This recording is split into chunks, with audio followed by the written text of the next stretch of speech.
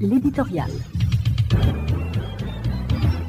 Lutte contre la corruption, oui, mais on parle d'une intention de la part du nouveau Premier ministre, Dr Gary Conille, de réduire le nombre de ministères gouvernementaux qui passerait de, disons, 18 à 11, et la presse semble applaudir, certains prévoyant déjà un éclatement du Conseil présidentiel de transition de 7 membres parce que ceux-ci, qui sont l'émanation de partis politiques divers, n'auraient pas tous la possibilité de caser leurs adhérents.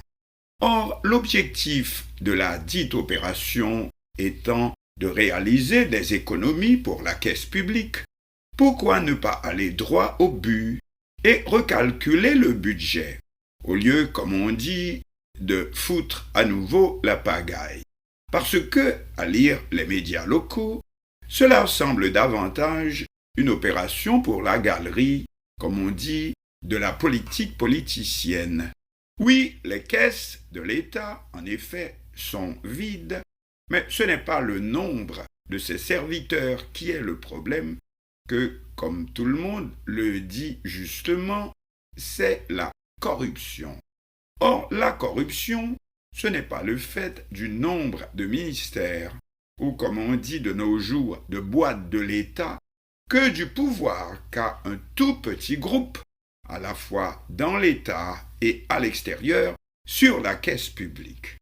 Détrompez-vous, tous les ministères ne sont pas riches, certains même sont très pauvres, et ne sont là que pour la galerie. Ce sont par exemple les sports, la condition féminine et même la culture. Or, les corrompus ne sont pas des imbéciles, c'est là où ça marche qu'ils plantent leur tréteau. Par ailleurs, quel gouvernement peut fonctionner sans les ministères de l'économie et des finances, de la planification, coordonne l'aide externe si indispensable, de l'intérieur et de la sécurité nationale, etc. Or, c'est là aussi que sont remarquées les flottes interminables de grosses cylindrées. Et alors, cela sans parler du Parlement. Vous connaissez l'histoire du nettoyage des écuries d'Augias. Ici, Parlement et gouvernement, c'est même combat. Un autre point à signaler. A-t-on fait le décompte des employés de l'État, petits et grands, depuis l'entrée en scène du programme Immigration humanitaire Biden? Un grand nombre d'entre eux ont dû probablement en profiter et se trouvent en ce moment aux États-Unis et qu'il faut remplacer parce que, selon la coutume, ils continueront à percevoir leur salaire ou quelqu'un d'autre à leur place, un quelconque resquilleur, mais sans fournir aucun service.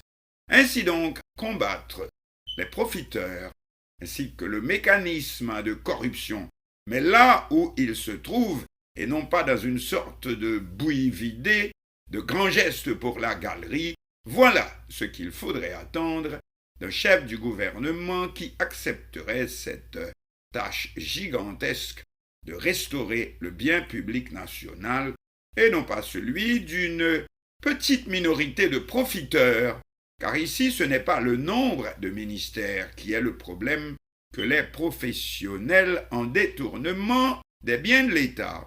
Pour finir, sur le plan politique lui-même, est-ce que le plus urgent, c'est foutre la pagaille au lieu d'aller droit au but? La presse à sensation se réjouit que le sang va à nouveau couler et que les 7 clans qui se partagent la présidence vont à nouveau en découdre entre ceux qui auront des ministères pour leurs adhérents et ceux qui n'attendent donc que le moment de redescendre dans la rue pour refoutre la pagaille. Or, est-ce bien de ça que nous avons besoin en ce moment?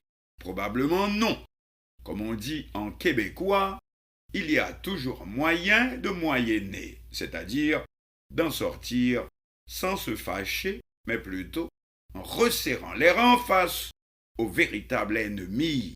La lutte contre la corruption, ce n'est pas faire des économies bout de chandelle mais c'est se retrousser les manches et prendre, comme on dit, le taureau par les cornes. Le reste, c'est de la démagogie, et nous sommes payés pour le savoir.